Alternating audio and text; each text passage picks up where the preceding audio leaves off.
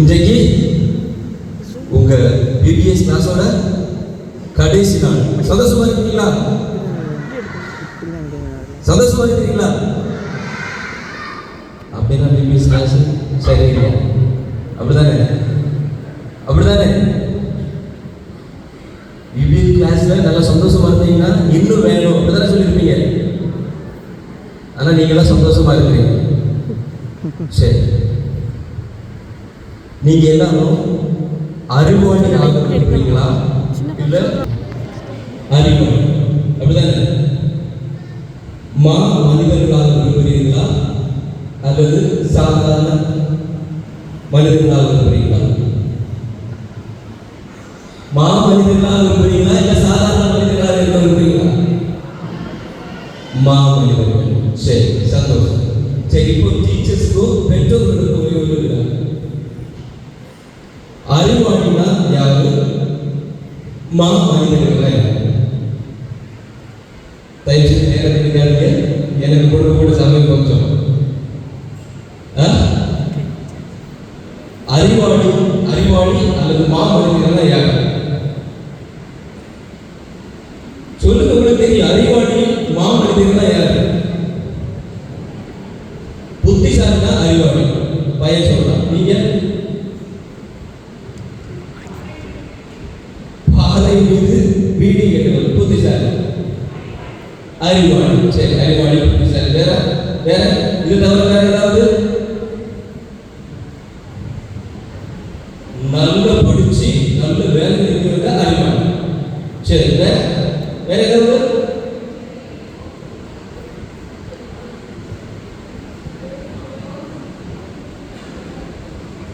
யோசிச்சு செய்யறவங்க, எதையும் யோசிச்சு செய்யறவங்க அறிவாளி அப்படின்னு சொல்லலாம். சரி, ஓகே. இதுக்கு விட நான் பிறகு சொல்றேன். அதை தயவு செய்து எல்லாரும் ரிப்பீட் பண்ணுங்க. நான் திரும்ப சொல்றேன். சொல்ல தெய்வமே நான் ஒன்றுமில்லை, எனக்கென்று ஒன்றுமில்லை, எல்லாம் நீ செய்ததாலும் நான் வாழ்வது உமது மகிமையா, உதவியா, ஆசீர்வாதத்தா. சரி, நீங்க அனைவருமே ரவீந்திரநாத் தாகூர் பற்றி கேள்விப்பட்டிருப்பீங்க. ரவீந்திரநாத் தாகூர் பற்றி கேள்விப்பட்டிருப்பீங்க. அவர் சொல்றாரு, ஒவ்வொரு குழந்தை பிறக்கும் போதும் நாம் இயேசுவின் உடன் இருப்பையும் அவரது அன்பையும் பெறுகிறோம். அப்படியானால் நம்முடைய குழந்தைகள் நமக்கு இறைவனால் அனுப்பப்பட்ட ஒரு துணையாளர். அவர்களுக்கு நாம் எவ்வாறான படிப்பினைகளை பயின்று கொடுக்கிறோம். இதனாலதான் நான் உங்ககிட்ட கேட்டேன், அறிவாளி மனிதர்கள்னா யார்?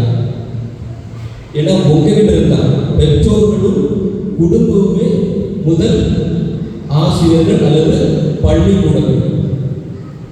நானும் ஆசிரியர்கள் இல்லை சொல்லி உங்ககிட்ட இருக்கிறத விட ஸ்கூல்ல தான் அவங்க அதிகமா இருக்கிறாங்க. இன்னைக்கு ஒரு ஸ்கூல் படிப்புல எப்படி இருக்குன்னா, நீ நல்ல மார்க் எடுத்தா அறிவாளி. நீ எதை பத்தி கவனிக்கணும், புக் எடுக்கணும், படிக்கணும், அம்மா பேச்சு கேட்கணும், மார்க் எடுக்கணும்னா ப்ரோக்ரஸ் கார்டு. நீங்க எல்லாம் யாரு? அறிவாளி மனிதர்கள். அறிவாளி மனிதர்கள் நம்மளால. ஏன்னா ஸ்டேஜ்ல கூப்பிட்டு உங்களை பார்க்கணும், அது நல்ல விஷயம். ஆனா அதை தவிர்த்து இன்னும் நிறைய விஷயங்கள் இருக்கு. எங்களுடைய சபை நிறுவனர் புனித அந்தோனியார் சொல்லுவார்கள்,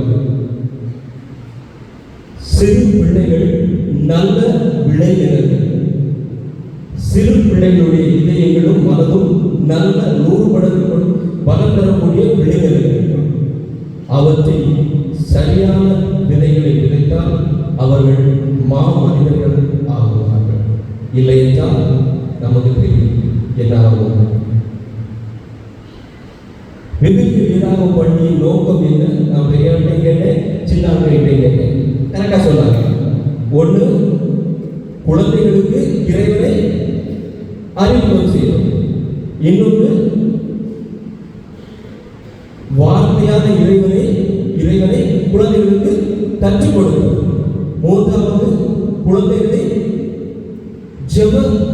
வழியில் கொண்டு செல்வது, ஜெபம் செய்ய ஊக்குவிக்க. நான்காவது, குழந்தைகளுக்கு நல்ல ஒழுக்கங்களை கற்றுக் கொடுக்க. ஐந்தாவது, பிறர் அன்பில் வளர்க்க. இந்த 5 ஏன் குழந்தைகளுக்கு இயேசுவை அறிமுகப்படுத்தணும்? குழந்தைகளுக்கு ஏன் இயேசுவை அறிமுகப்படுத்தணும்? இயேசுவின் இரக்கத்தை சொல்லிக் கொடுக்கணும், இயேசுவின் பிறரை சொல்லிக் கொடுத்து வளர்க்கணும். அப்படி சொல்லிக் கொடுத்து வளர்க்காதனால இன்றைக்கு எங்க பார்த்தாலும் முதியோர்கள், எங்க பார்த்தாலும் பிச்சைக்காரர்கள், எங்க பார்த்தாலும் அப்படியே.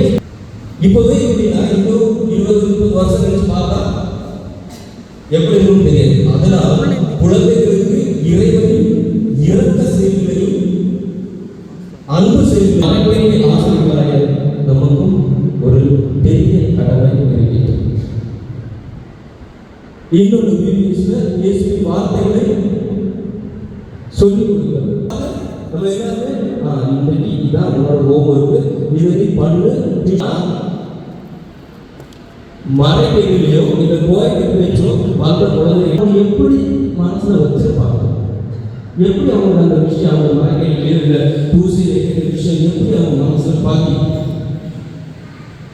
அப்படி கேட்க நம்ம குழந்தைகள் வாழ்வில் அக்கறை இல்லை அப்படின்னா சரி படிச்சா மட்டும் போதும், அது மட்டும்தான் நம்ம. மூன்றாவது விஷயம், பிரேயர் பண்ண ஊக்குவிக்கணும்.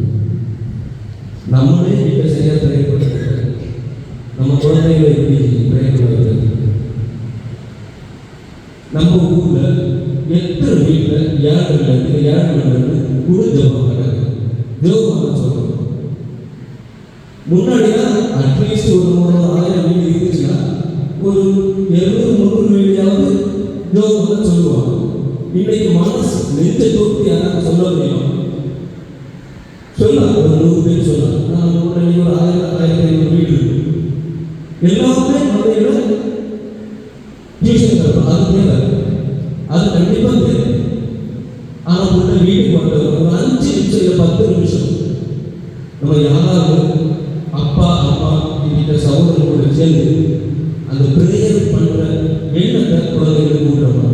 நமக்கு என்ன, நம்ம குழந்தைகளுக்கு எப்படி படிப்பாங்க, எப்படி அதை பிரேயர் பண்ற ஆர்வம் அவங்களுக்கு வரும். அது எனக்கு தெரியும், நீங்க தான் முடிவு பண்ணி ஏதாவது செய்யும். 4வது, நல் ஒழுக்கங்களை கற்றுக்கணும். எனக்கு தெரியல இத்தனை பேர் கோயிலுக்கு வந்துருக்கு, இத்தனை பேர் பிபிஎஸ் வந்துருக்கு, பெரிய கோயிலுக்கு வாங்க. என்ன எண்ணத்தோட வாங்க கோயிலுக்கு? டோக்கன் வாங்க எண்ணமா, பிரேஸ் வாங்க எண்ணமா, இல்லை அதோட சேர்த்து நான் கடவுளையும் என் குழந்தைக்கு கொடுக்கணும், நல்ல ஒழுக்கங்களை நான் கொடுக்கணும்.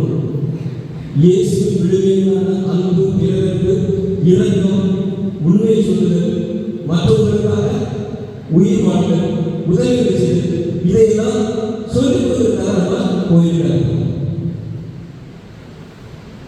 இதை தயவு செய்து நீங்க கொஞ்சம் நினைச்சுக்கணும். எத்தனை வீட்டை சொல்லி நீங்க பார்த்தீங்க, கோயிலுக்கு போகிறது வேறு டோக்கனுக்காக பேசுகிறாங்க மட்டும் இல்லை. கடவுளின் இரக்கத்தை பெற்றாதான் நீ கடவுள் விடுமைகளை புரிஞ்சுக்கலாம். எத்தனை பேர் சொல்லணும்? எனக்கு தெரியல, சொல்ற மாதிரி சொன்னா நல்லது, சொல்லுன்னா தயவு செய்து இனியாவது சொல்லி நம்மளோட வாழ்க்கையில பிரேசிக்க இல்லை. இறை ஆசீர்வாதம் நல் ஒழுக்கங்கள் தான் முக்கியம். கடைசியா பேர் நீங்க உங்க குழந்தைகளை காட்ட அன்பு போல மற்ற குழந்தைகளையும் உங்க வீட்டை உங்களை அன்பு காட்டினா மட்டும்தான் உங்கள் குழந்தைகள் மற்றவர்களையும் உங்களையும் உங்கள் குடும்பத்தில் உள்ளவர்களையும் அன்பு செய்யும். நம்மளே நம்ம குடும்பத்தில் உள்ளவங்க அன்பு செய்ய தவறு. அப்புறம் குழந்தைகள் எப்படி பேரன்பையும் கடல் அன்பையும் வளரும்.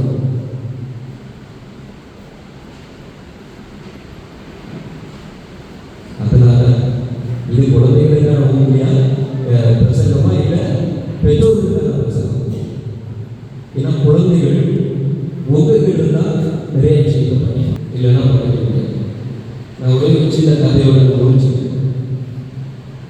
அண்ணன் தம்பி இருக்கிறாங்க வீட்டில். அவங்க கல்யாணம் முடிஞ்சு 2 பேரும் ஒரு நிலம் இருக்கு. 2 பேருமே கொஞ்சம் நிலம் இருக்கு முன்னாடி பின்னாடி.